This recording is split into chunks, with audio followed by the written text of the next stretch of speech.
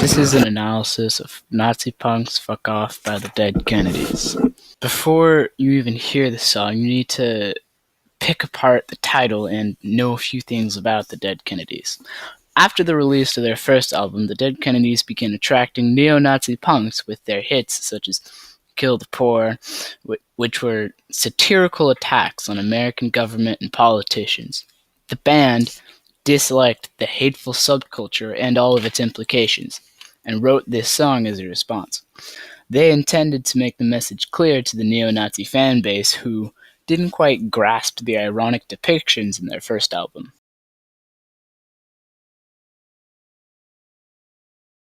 The 7-inch single was one of the most recognizable of its time. It came in a clear plastic cover with a white armband depicting a crossed-out swastika, intending to mock that of the Nazi SS soldiers. The armband itself, being a mockery, is meant to sort of turn the neo-Nazi and Nazi badge of sorts against the group it represents.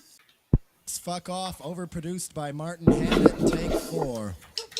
It starts out with a spoken word intro. Here, Jello Biafra name drops Martin Hannett, who is known for working on Joy Division albums, as a joke to his audience and fans. Joy Division was the name of the prostitution ward in Nazi concentration camps.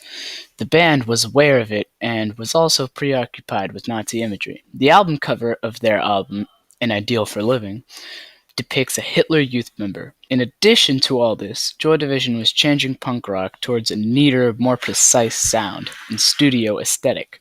The Dead Kennedys and all other hardcore punks thought it was overproduced and was therefore not punk. This is due to hardcore punk moving in the opposite direction, developing a more nakedly aggressive sound.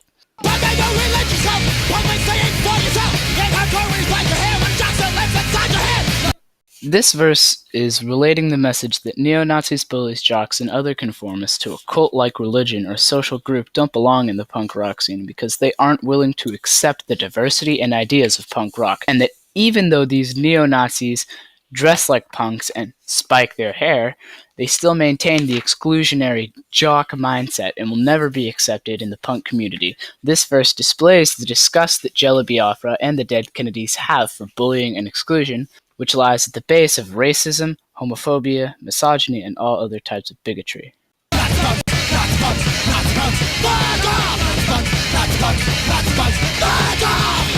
This works on two levels. First, as a diss on neo-Nazi punks, which is elaborated upon later in the song, and as a diss on conformist and exclusionary jock punks.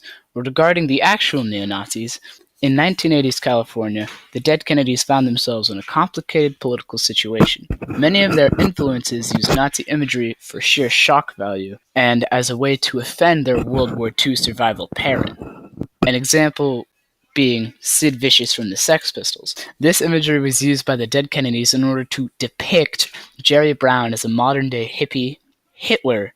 Many neo-Nazis who missed the obviously ironic intention of the lyrics took appeal to this and began going to their shows. Biafra and the rest of the band recoiled from this association. Shortly after, they made this song as a sort of diss track on the neo-Nazi punks. The song, however, was also written to be a diss track on right-wing conformist punks, displaying how their socio-political beliefs mimicked that of a Nazi.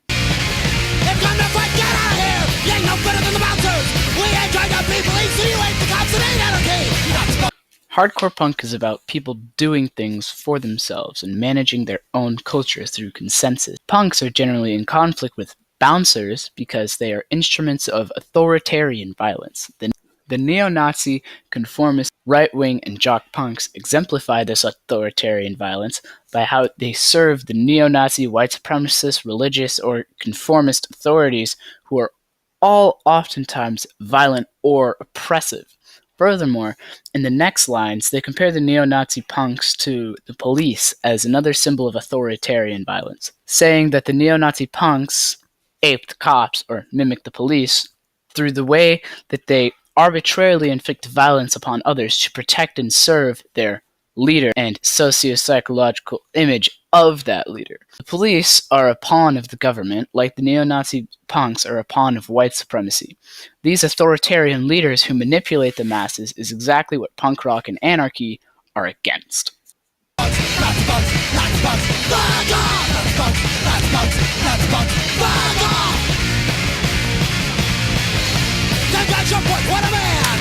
Ten Guys Jump One refers to how the neo-Nazis always fought in groups against one guy, rather than one-on-one, followed by What a Man being a sarcastic take on the last statement.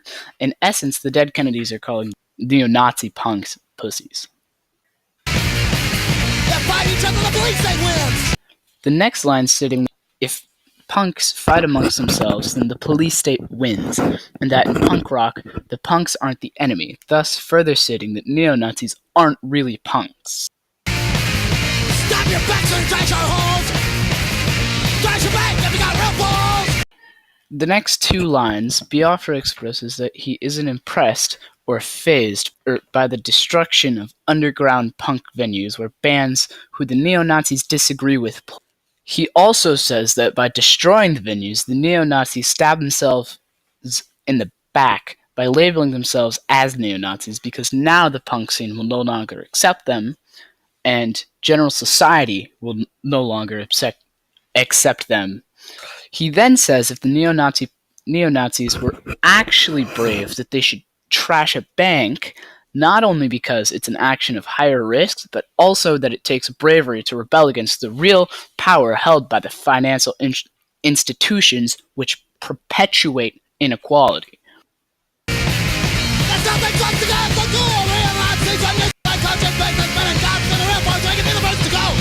You still think swastikas look cool refers to their use in early punk fashion, which was intended to be offensive to early punk kids' parents, who took pride in being the generation who defeated the Nazis.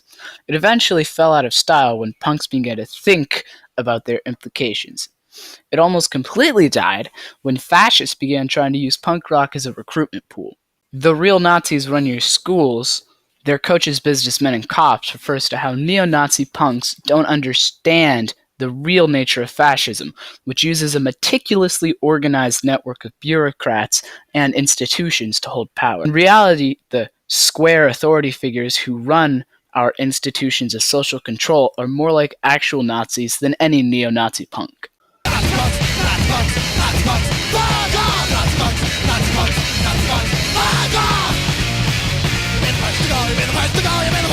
What lets you think?